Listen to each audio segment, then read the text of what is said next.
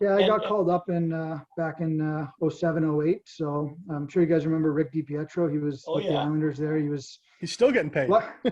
Yeah. We've been for another 10 years. So What a contract that was.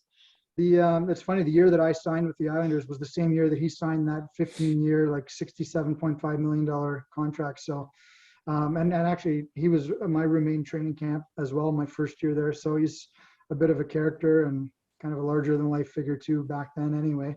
But yeah, luckily for me, and not so good for him, but he was injured quite a bit. So one of the occasions he got injured, I got to benefit from it. I was in Bridgeport at the time in the American Hockey League, and I got the call up to back up, for a few games there. And it was just a surreal experience. Again, like I said, just from being, undrafted to the NHL, to going to Canadian University, to going on a reality TV show, to get to suit up in an NHL game and be out there and warm up. And, be like our first game was in Pittsburgh against the Penguins, and I'm out there and warm up, and Crosby and Malkin are on the other side of the center ice, and Fleury's in the other net. And yeah, it was a great experience for me, and it was pretty surreal. So it's kind of the pinnacle of my career and the highlight. And as you guys can probably see, that's my one of my jerseys I wore when I got called up behind me. And yeah, something, like I said, I kind of never made it the easy way. So it's something I'm pretty proud of, that I was able to kind of persevere and find a way to get there. Like I said, I wish I had got some time in the net and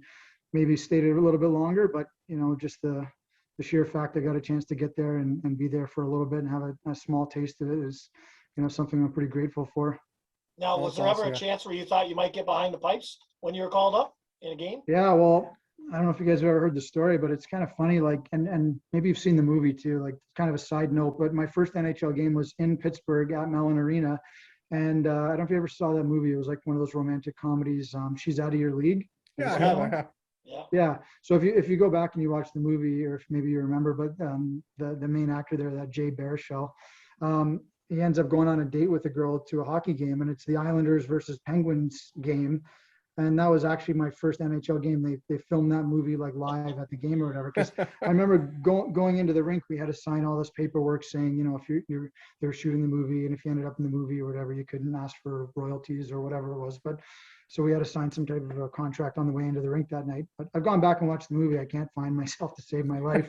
Because back then at the Mellon Arena too, and this will tie into my other story here, but it was the old Pittsburgh barn, and the benches were really small. So the backup goalies sat in the corners of the rink, if you kind of can picture that or remember that. So here I am, all excited, my first NHL game, and I'm just so happy to be there and just really excited. And then it's like, well, you got to go sit like over there by like the Zamboni kind of thing, right? So you're not with the team. Kind of cheapen the experience a little bit. But so anyway, the goalie who was playing, and Flem, maybe you'll remember this name because he ended up kind of beating the Leafs there. I was going to say, was that the year it happened? Yeah, okay. It wasn't the year it happened. It was the year after, I want to say. But it was the Wade Dublowitz, that short little goalie there, Doobie. Yeah. So Dublowitz was in the net, and then right off the opening draw, Pittsburgh won the faceoff back, kind of regrouped and went in on a 3-on-2 and got the puck to the net, and everybody kind of went crashing into the net. And then sure enough, I watched Doobie go down. He throws off his like catching glove. He grabs the back of his leg. He's rolling around on the ice.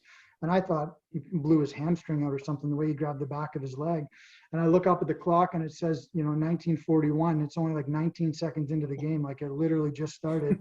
And Doobie's out there rolling around. He's got his gloves off and he's clutching and grabbing the back of his leg. And I'm down in the corner of the arena, and I'm trying to like look down the boards to see like if anybody's kind of waving at me to like stretch or get ready or start heading out there. And all I can think of is like, oh my God, like this is it. Like it's 19 seconds into the game. It's going to be a full game.